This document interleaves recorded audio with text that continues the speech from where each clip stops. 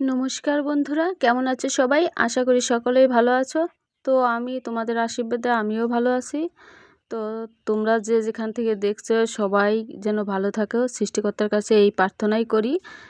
তো দেখো আজকে কিন্তু প্রচণ্ড বৃষ্টি হচ্ছে। বৃষ্টির ভিতরে তো গরু বাছুরে খাবার দিতেই হবে বলো, কারণ ওরা তো অনেক ক্ষুধায় কষ্ট করছে। আর রোদের বৃষ্টির ভিতরে গরু বাছুরে খাবার দেওয়া অনেকটাই কষ্ট লাগে, কারণ বৃষ্টির দিনে হচ্ছে গরু বাছুর পোষা অনেক সমস্যা হয়, কারণ ওদের ঠিক মতন খাবার দেওয়া যায় না।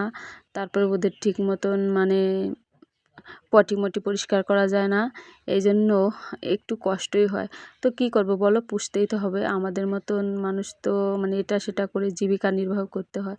তো দেখো আমি বৃষ্টির ভিতরে এই বৃষ্টি হচ্ছে, তার ভিতরে খাবার দিচ্ছি। আজকে দিনভর একটানা বৃষ্টি হচ্ছে, কোনো সময়ই বৃষ্টি ছাড়ছে না। কি করব, এই জন্য ওদেরকে এইভাবে খাবার দিতে হচ্ছে। আমি এই যে দেখো সব খড় কেটে রেখেছিলাম ওইখানে, আর একটা একটা করে এই ঘর থেকে নিচ্ছি আর ওদেরকে খাবার দিচ্ছি। ভাবছি যে একবারে খাবার টাবার দিয়ে স্নান করে উঠবো, তাছাড়া কিছু এই কাদার ভিতরে কিছু করার নাই। ভিজে পুড়ে কয়বার যাওয়া যায় বলো।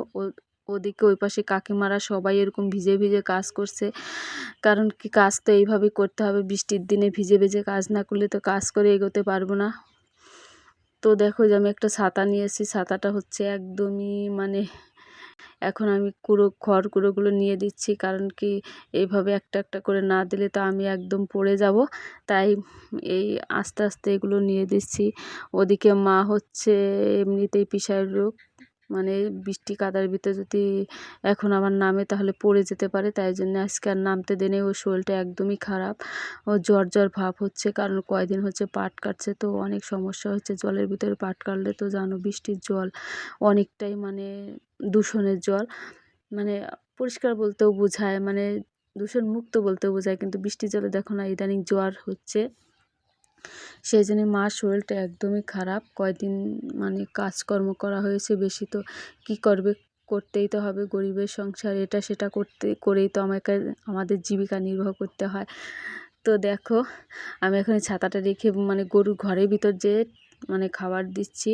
এই যে খাবার টাবার দেবো, তারপরে হচ্ছে জানাই তো অভিজিৎ আবার ওদিকের স্নান করার খাওয়ার টাইম হয়ে গেছে, ওকে স্নান করা টরে দিয়েছি। তারপরে এই কাজ করতে ভেজেছি, কাজ করে ঠরে তারপরে রান্না বান্নার দিকে যাব।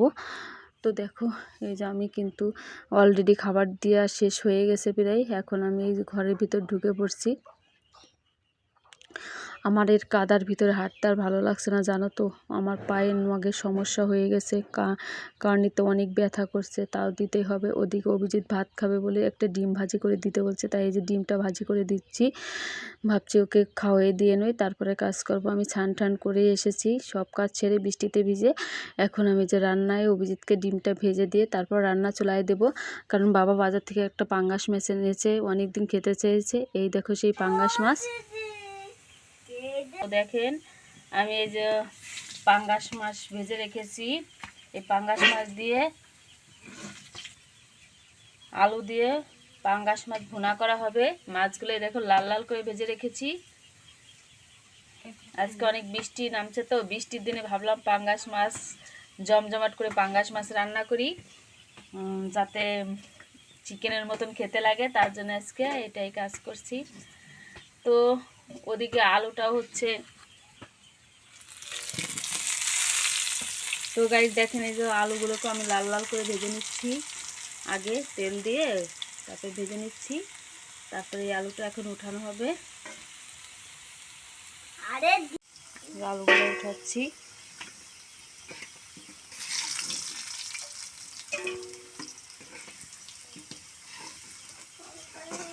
খুন্তি দিয়ে উঠাবারও পারতেছি না তো। এই দেখেন আলুগুলো কিন্তু লাল করে ভেজে নিয়েছি,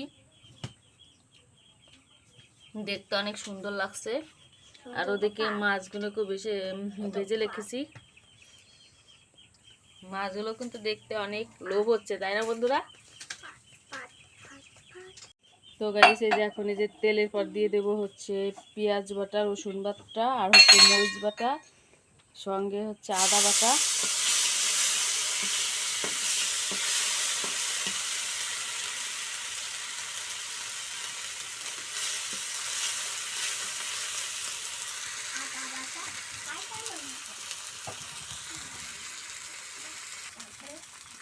এই যে একটু হলুদের গুঁড়া দিয়ে দিলাম,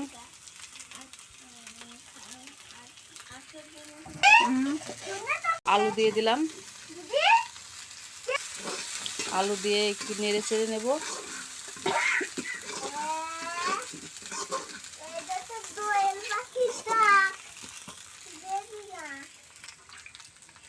এই যে এখন জল দিয়ে দিলাম বন্ধুরা।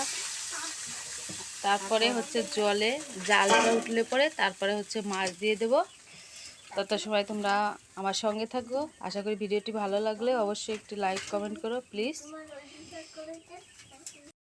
তো গাইস দেখেন, এই যে সেই মাছ রান্না করা হয়েছে, পাঙ্গাস মাছ, মানে আলু দিয়ে ভুনা তরকারি। দেখতে কিন্তু অনেক সুন্দর লাগছে। আর ওদিকে আমি একটা কাজ করেছি, হয়তো জানেন না, বর্তমানে হচ্ছে মরিচের লঙ্কার যে দাম, তাতে দেখা যায় খুবই তো বাবা মানে কিছু কম দামে এই লঙ্কাগুলো এনেছিল বা মরিচ এনেছিল। তা আমি আবার হচ্ছে বুটা ছাড়িয়ে ছাড়িয়ে এটা ফ্লোরে রেখে দেবো, যাতে অনেক দিন পর্যন্ত সংরক্ষণ করে খাওয়া যায়। আমাদের বাসায় তার ফ্রিজ নেই। তো দেখেন এই যে কত সুন্দর করে ছাড়িয়ে রেখেছি। আপনারাও যদি রাখার চেষ্টা করেন তাহলে এইভাবেই রাখবেন। বুটা ছাড়িয়ে ফুলের পর রেখে দিলে হয়তো আস্তে আস্তে শুকাবে, কিন্তু পচবে না। আর দেখা যায় ফ্রিজে রেখে দিলে কিছুদিন হলে মানে থেকে তারপর পচে যায়। কিন্তু এইভাবে মরিচটা যদি রাখা যায় অনেক দিন পর্যন্ত সংরক্ষণ করে রাখা মানে করে রাখা যায়। তো আপনারা এইভাবে মরিচগুলো রাখবেন, কারণ ফ্রিজে রাখলে মরিচ নষ্ট হয়ে যায়। তো এইভাবে বুটা ছাড়িয়ে যদি দেখা যায় ফ্লোর কিংবা কোনো একটা শুকনা জিনিস পাত্রে রেখে ছাড়িয়ে মানে একটু আলতোভাবে ছড়ায় ছড়ায় রেখে দিলে কিন্তু মরিচ শুকাবে, কিন্তু পচবে না। হয়তো এক মাস 5 দিন 10 দিন পর্যন্ত এভাবে মরিচ রেখে খাওয়া যায়। তো দেখেন, আশা করি এই কথাগুলো আপনাদের অবশ্যই ভালো লাগছে। তো এইভাবে আপনারা দামি মরিচ হয়তো কম দামে পেলে অবশ্যই রেখে দিবেন, তাতে কোনো সমস্যা হবে না। তরকারিটা কিন্তু দেখতে অনেক সুন্দর লাগছে, হয়তো খেতেও অনেক সুস্বাদু হবে।